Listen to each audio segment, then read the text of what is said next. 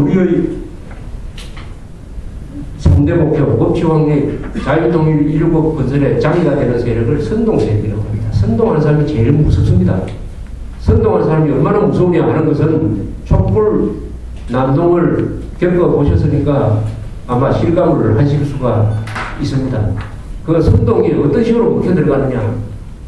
모든 통계에 따르면 한국은 세계에서 양극화 문제가 가장 적은 나라입니다. 양극화 문제가 가장 적은 나라예요. 최근에 미국에서 그 정책 잡지 포린 팔리스에서 발표한 실패국가, 성공국가 랭킹이 있었습니다. 실패국가 랭킹에서 14등인가 15등이 북한이고 1등 소말리아, 요새 보면 해적 설치는 소말리아가 실패국가 1등이고 성공국가 1등은 요새 항상 노르웨이가 1등이죠. 한국이 놀랍게도 25등이었어요. 25등. 이탈리아보다도 더 성공한 나라로 나왔습니다. 이것은 현재의 국가 운영 상태를 말하는 겁니다. 그런데 그 12개 항목으로 이 블랙다운을 다 해놨는데 한국이 유럽보다도 앞서가는 분야가 2개가 있었어요. 프랑스나 독일보다도. 그게 뭐냐? 균형발전. 균형발전과 인권. 내서는 점수가요. 서유럽보다도 우리가 앞이에요. 서유럽보다도 앞입니다. 그렇지 않습니까? 뭐 이거 설명할 필요 있습니까? 한국에 차별이 있습니까? 한국에 성차별이 지금 있습니까? 한국에 혹시 종교차별이 있습니까? 한국에 인종차별이 있습니까? 한국에 지역차별이 있습니까? 거의 없는 거 아닙니까? 전에 없는 거 없다면 그건 천국이고 거의 없는 거 아닙니까? 그런데 노무현 대통령이라는 사람은 2006년부터 계속 양극화라는 말을 만들어내가지고 선동을 했는데 통계를 보니까 그 노무현 시절에 한국의 양극화가 가장 심해졌어요. 양극화. 그리고 인권. 요새 인권 과잉 아닙니까? 인권 과잉. 더구나 국가인권위원회라는 그 조직이 한 300명 직원이 있는데 시위 현장에 나오면은 경찰이 얻어맞는 거는 그건 인권 문제하고 아무 관계가 없고 쇠파이프 든 사람한테 경찰이 뭐 이상한 전자총을 쏘면 그걸 인권 문제로 걸고 이런 짓만 하고 있습니다. 인권위원장이라는 사람이 물러나면서 한다는 이야기가 대한민국은 국제사회에서 인권 부분에서 아주 욕을 먹고 있습니다. 이런 악담을 하고 먹고 있습니다. 객관적인 자료로는 그런 게 안 나옵니다. 인권 균형개발 부분에서 가장 소위 말하는 가장 평등한 나라가 한국이다. 이 소리 아닙니까? 가장 평등한 나라가 한국이다. 그런데 국내에서는 가장 인권이 무시된 독재국가고 양극화, 빈익빈 무익부가 있어가지고 나라를 결단될 정도의 나라라고 선동하는 세력이 있어요. 누굽니까? 정치인, 학자들, 기자들. 이러니까 한국에서 기업한다는 것은 일종의 천령을 받은 사람들인 것 같아요. 한국에서 기업을 한다는 것은 마라톤을 할 때 모래주머니 차고 뛰는 거하고 마찬가지 아닙니까? 국제통계에 의하면 반기업 정서가 가장 높은 나라가 한국이다.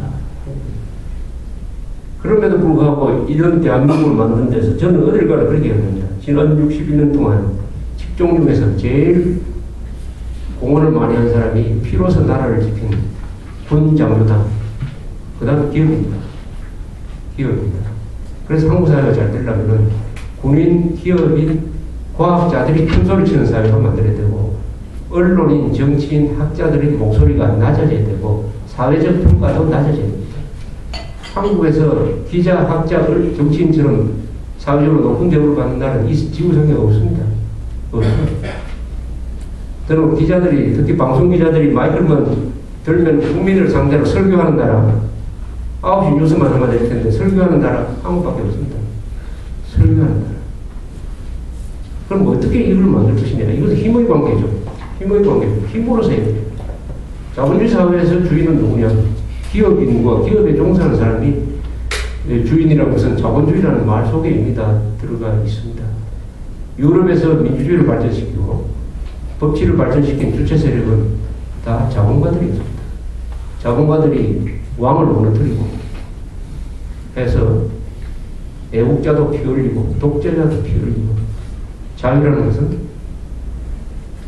피 피를 마시면서 애국자의 피와 독재자의 피를 마시면서 자라는 나무다라고 토마스 제퍼슨이 이야기했어요.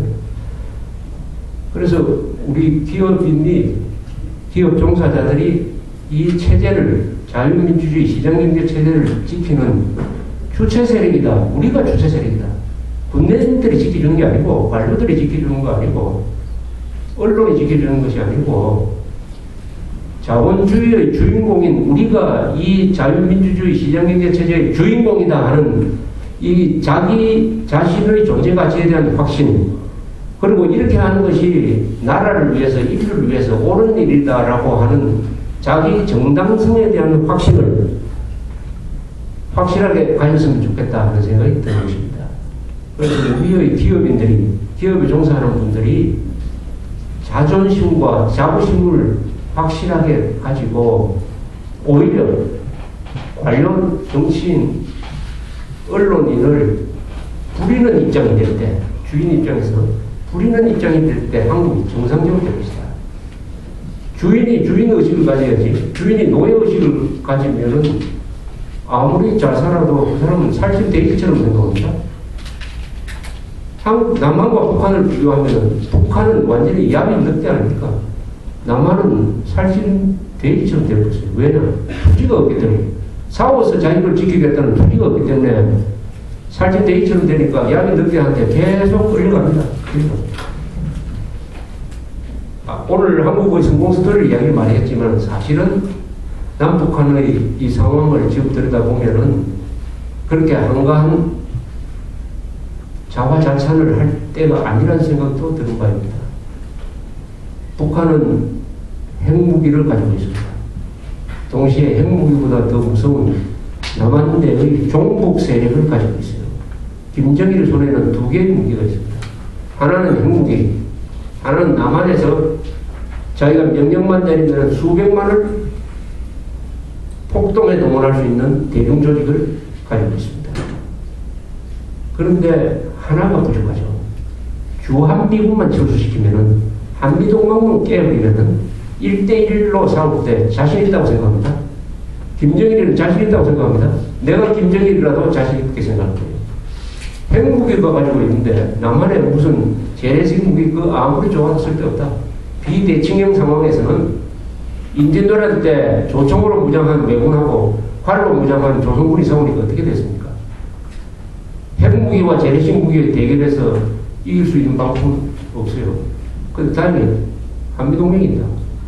한미동맹을 어떻게 하면 해체할 거냐, 어떻게 하면 주한미군을 물러나게 할 거냐 하고 만들어낸 것이 연방제 통일방안이라는 것입니다. 연방제 통일방안은 남한 체제와 북한 체제를 그냥 그대로 두고 그 위에 고려민주연방공화국이라는 뚜껑을 씌워가지고 우리 통일됐다고 하죠. 그러나 양체제는 그대로 둔다. 이게 북한의 연방제예요. 이건 사기죠.